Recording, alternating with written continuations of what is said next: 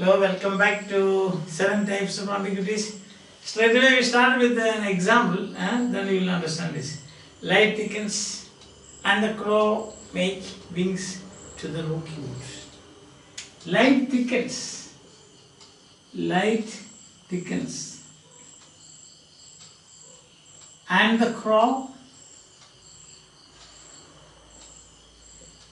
make wings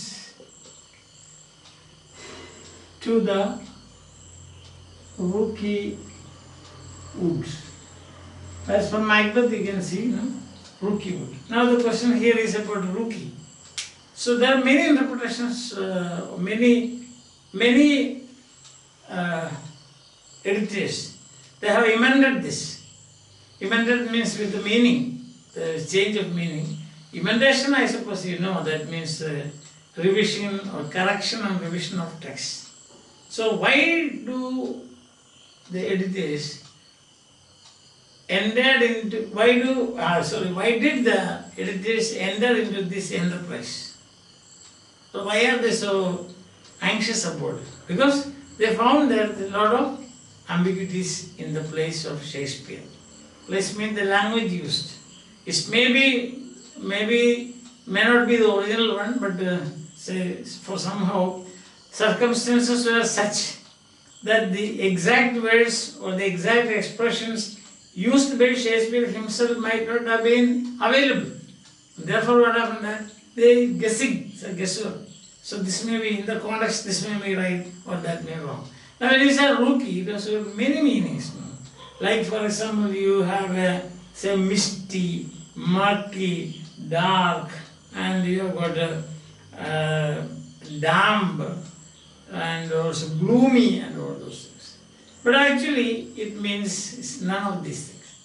It's simply, it is spelled wrongly. It ought to be spelled R-O-U-K-Y. R-O-U-K-Y means, rookie means perching wood. Perching, rookie wood means perching wood. Rookie wood. None of these other meanings. So what you find is that there is already an ambiguity. Rookie, so that is corrected. And that is perching. Birds, in the evening, night falls, they fly to forests or something, some places where there are many trees, where they are safely, where they can sit safely on a branch of tree. So sitting safely on a branch of tree, maybe sleeping, maybe daydreaming, and this is called perching. Perching. Birds perch. Alright. So what I am trying to do is giving you as many examples as possible from the text, but the point is that it cannot be exhaustive. In a lecture like this, I cannot give exhaustive examples like that. Some examples I will give you, and then as I always say, you should get into the text and read the text and enjoy what the author says. And next passage I will give you another example, my way of life. My way of life is fallen into the sere and the yellow leaf. My way of life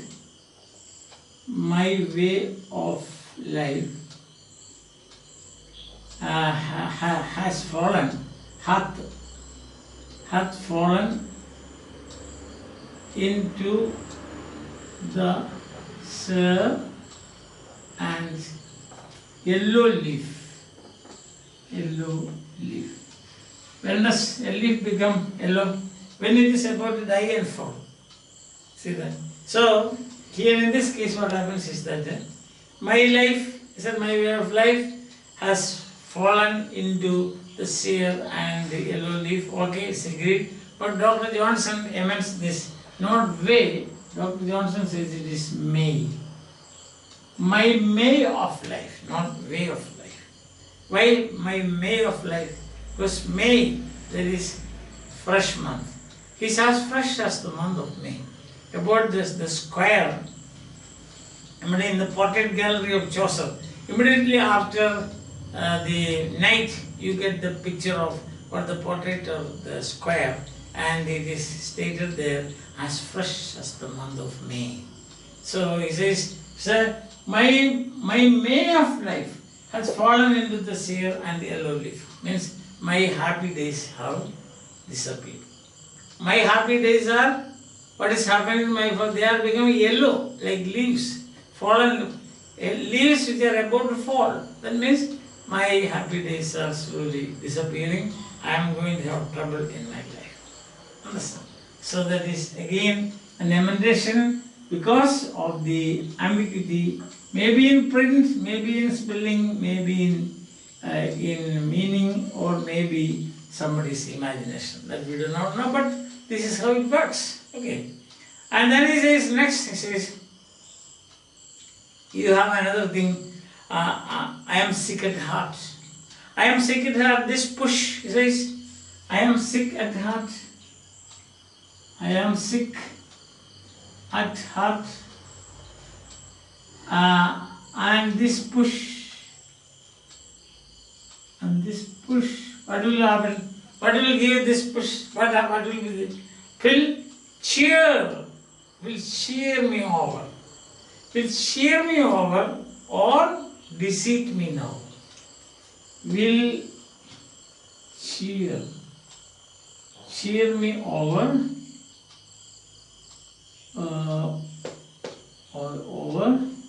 or deceive me now. Now here you have got these two ambiguities are based on this. You will find that cheer has the meaning that when armies come back after battle, come home after a victorious battle, people cheer. You know, cheer girls, cricket games even.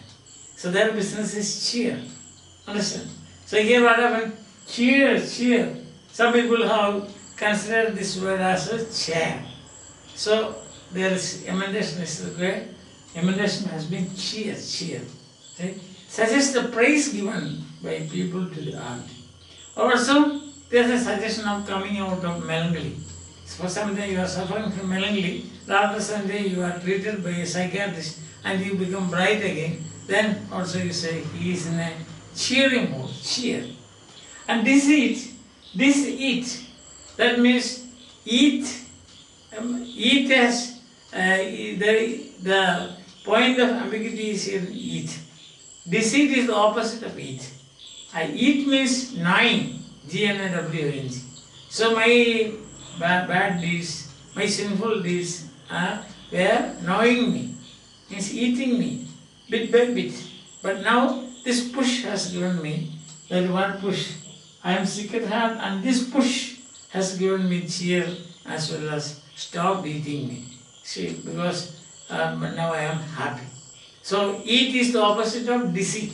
It has no other meaning, gnawing or any such thing. That's what the emendation says. Okay. But Shakespeare, what happens, he has got a penchant for new words. So probably this is a new word that is coined by him. Coinage is very common in Shakespeare. Listen. And now we have another passage today. Hope you are following me. And if you have got any doubt, of course you can contact me. Better than that you read the text. That's what I say. Again, measure for measure, then there is another passage that begins with, we have strict statutes and most biting laws. We have, the Duke says, we have strict statutes and most biting laws. We have strict statutes and most biting laws. Then what is the problem? The needful bits and caps to headstrong wheels. The needful bites and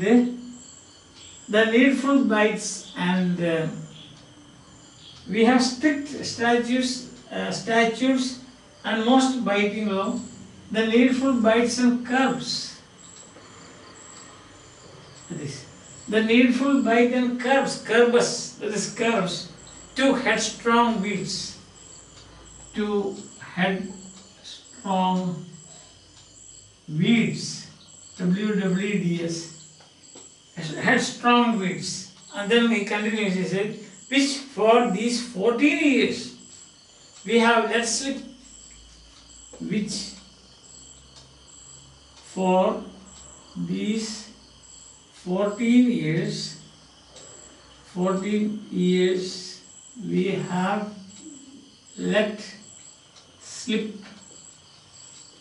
Like an overgrown, say that, like what he says, that slip, like even like, that's not like, even like an overgrown lion in a cave. Even like an overgrown lion in a cave, that but does you know, that goes not out to pray. That goes not out to pray. Mean cast the prayer. See the passage? Now here the emendation is weeds and slip. If you read the passage like, we have strict statutes and most biting laws, the needful bites and curbs to headstrong weeds. And then, which for these 14 years we have let slip, even like an overgrown lion in a cave that goes not out to pray.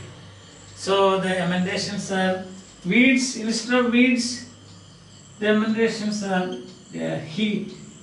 steeds, horses, and then war horse, and sleep. So that is the ambiguity there. Possibility of ambiguity, headstrong weeds. So change the weeds into steeds, war horse. That's smart horses, that's war horse. And then slip, let slip, will not go with the overgrown lion in a cave that goes not. It's not slipping actually, sleep. So that is how that problem is solved. Understand? One more passage for today. Hope you are following and also enjoying.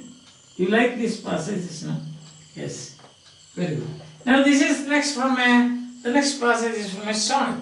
See, be where you list. Be where you list. Your charter is so strong. Be where you list. Your charter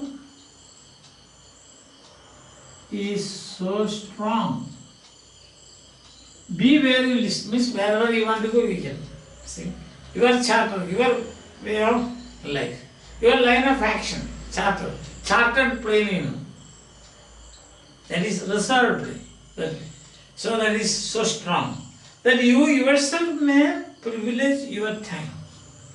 That you yourself may use your time. That you yourself may privilege your time.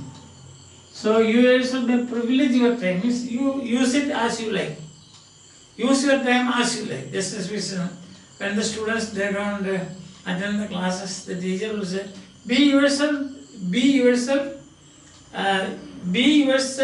this one. That you privilege that you yourself may privilege your time. Use it as you like. You want to go for a film, you want to skip the class, you want to sit under a mango tree, you want to sing a song, you want to organize a student registration or a march like that, okay. Do what you will. He says, next line, do what you will. To you it doth belong. Do what you will. To you it doth belong. It means time. You can do anything you like. So the time, that is yours. And then it says, yourself to pardon of self-doing crime. Yourself to pardon of self-doing crime. So there you are. So you can use your time as you like, do whatever you want. Here it's up to you. You have got the power. You are chartering your own time, and you yourself can pardon yourself doing crimes. Whatever crimes that you do, you yourself can pardon. Now, what's the problem here? The problem here is with the be where you list. It is and do what you will. What you will, there's another name given to the title of as you like it. As you like it or what you will. Now, what you will do, what you will is an emendation as for a parallel for making do what you will is an emendation for making or supplying a parallel construction to be where you list. Only then it will be, the meaning will be clear. Otherwise, if that emendation is not there, the meaning may not be clear. So this is how. Then you will ask me what was before this. Do what you will to you, it that belong. To you, it that belong is time. Time belongs. It means time there. So do what you will. It may be something different from this one, which exactly is not mentioned. So we do not know. But it says that this is. But to make both parallel constructions, most probably, be where you list those who amended the text may have changed to do what you will. So that is because of the ambiguity, or to remove the ambiguity that might arise from arise in these 4 lines if you don't amend it to be what you will. Understand? So this is how you have got ambiguities, and then how ambiguities and the emendations of Shakespeare text, they disambiguate the ambiguities present in the Shakespeare text, maybe because of the spelling, maybe because of the meaning, maybe because of the semantic changes, maybe because of the printing mistakes, maybe printing, whatever it is, these ambiguities are being disambiguated by ambiguities are made clear, clarified by means of emendations. Understand? Now, in next 1 or 2 classes, we will be able to wind up this second type of ambiguity. Maybe it is like Shakespeare, certain special constructions in Shakespeare. You have got noun plus noun plus noun. See? Then you also have got special uses of the genitive. Genitive means of, and also some prepositions. Understand? By that I think we will be able to wind up this. Till then, bye, have a nice time, enjoy your life, take things easy. But always remember, my suggestion is that you should go through the text. This is only a second-hand thing as far as my lectures are concerned, because it is loaded with examples. The text is loaded, teeming with examples. So practically it is impossible for me. I am helpless. I am unable to present all these examples before you and explain, and therefore to get first-hand knowledge of the 7 ambiguities, a mastery over the 7 ambiguities by William Empson, you should read the text itself. And remember, this is part of the new criticism. Because new critics, their approach was, is a movement, so to say, their approach was to read the text close reading of the text. Because they believed that the text has got an autonomous existence. Autotelic, that's the word they use. Autotelic. Texts are autotelic. A-U-T-O-T-E-L-I-C. This is what Glenn says. Autotelic. Auto means self. Telic means an end in itself. Teleo. Teleos. That is from Greek word. Teleo. Teleology, This comes from the end of things. Teleology. So when the boys asked the Sibyl of Cumae, what do you want? She said, apothenein telo. Apothenein telo. Apothenein means separation. Apothenesko in Greek means separation. Final separation. Telo means my ends. My end, what do you want, Sibyl? the boys asked. Then she said, Apothanayintalo. Apothanay means separation, that is my end.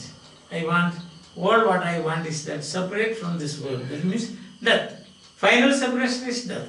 So that's what I said. Autotelic means it has got its own existence, it is its own end. Everything has got an end, end in the sense that not coming to an end, but some kind of a program, or you can say the end of something means what? See, you make a dish. What is the end of it? You eat. Isn't it like that? End of life. What is the end of life? That way, that end. So the final, we can say the final outcome. Final outcome. What's the final outcome of it? Not the other end. End is also ambiguous word. The end of this pen, you can say. End of life, See, or end of that field, you can say. But when you say end of life, that means it is the final outcome of life, or the final result of life. What is the end of your examination? It's getting a pass or first rank, whatever it is, like that. That way you should consider this. I hope that is clear, you are following me. And my now voice may be very clear because students are complaining. They have been complaining that it is diffuse voice. Now I am using a microphone here. I told you the story of this microphone, and that's very well. And I hope that now it is clearer to you, and you can very well take down these notes, and also what I am saying is comparatively clear to you. Okay? Fine. See you. Have a nice time. Take it easy.